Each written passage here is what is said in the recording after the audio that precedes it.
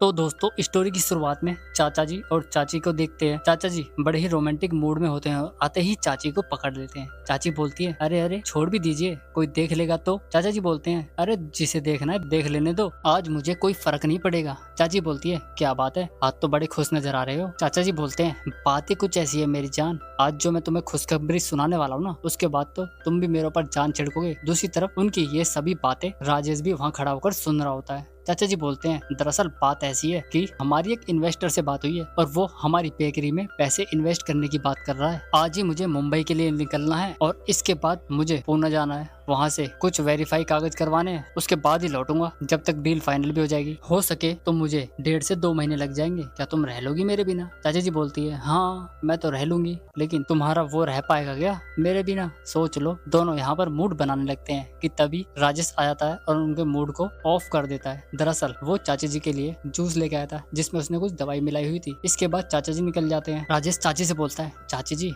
इसको P low तो आपके कुछ दिन बाद ही गोद भर जाएगी। इसके बाद तो चाची जी जूस पी लेती है। दूसरी तरफ अलीसा के पेट दर्द हो रहा था, वो अपनी दीदी के पास आती है। जब दोनों मिलकर डॉक्टर के पास जाते हैं, मतलब अब राजेश की बूटी ने चाची जी और अलीसा के ऊपर काम करना शुरू कर दिया था। वहीं अलीसा को दिखाया गया है, वो राजेश से बोलती है, वो चाचा जी घर पर नहीं है और मुझे नींद आ रही है तो मैं भी घर में जा रही हूँ, तुम बेकरी बंद कर देना। राजेश बोलता है, ठीक है। राजेश जाने लगता है तो अलीसा बोलती है, राजेश रुकना जरा, मैं जब भी तुम्हें देखती हूँ ना तो मुझे किसी की कमी महसूस होने लगती है। राजेश बोलता है, मेरी जान जब तक मैं हूं ना तो मैं किसी की कमी महसूस नहीं होने दूंगा। वहीं हम चाचा जी को देखते हैं, उनके सर में दर्द हो रहा था। तब राजेश उनका सहारा बनता है और उन्हें अंदर रूम तक ले जाता है। यहाँ से आगे हम अलीसा को देखते हैं, वो फोन पर कस्टमर से बात करती है और बोलती है, बस 10 मिनट रुकिए, आपका ऑर्डर आप तक पहुंच जाएगा। तभी उसे बाहर से किसी के गाने की आवाज आने लगती है और वो उसका पीछा करके वहां जाने लगती है। दरअसल वो और कोई नहीं राजेश था, जो कि बहुत अच्छा म्यूजिक बजा रहा था। अलीसा उसके पास पहुंच जाती है, जिसके बाद वो राजेश से बोलती है, मुझे भी म्यूजिक सिखा दीजिए, आप बहुत अच्छा बजाते हो।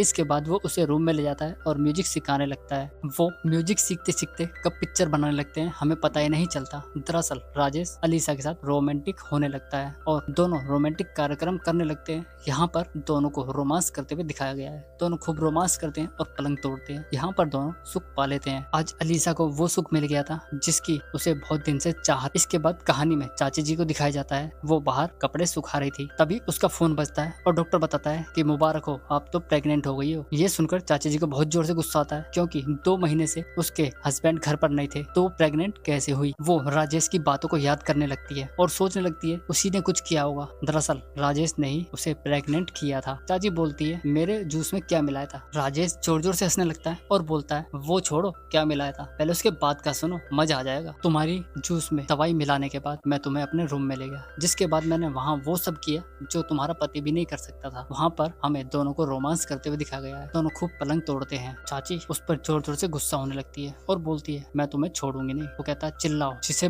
जो बोलना है बोलो, लेकिन अगर जो मैंने बाहर बता दिया ना तो सारी इज्जत यहीं धरी की धरी रह जाएगी। जिसके बाद चाची को मुंह बनाकर वहाँ से जाना पड़ता है। चाची जी वहाँ से इमोशनल होकर चली जाती है। इसी के साथ ही हमारा यह एपिसोड भी खत्म हो जाता है। धन्यवाद।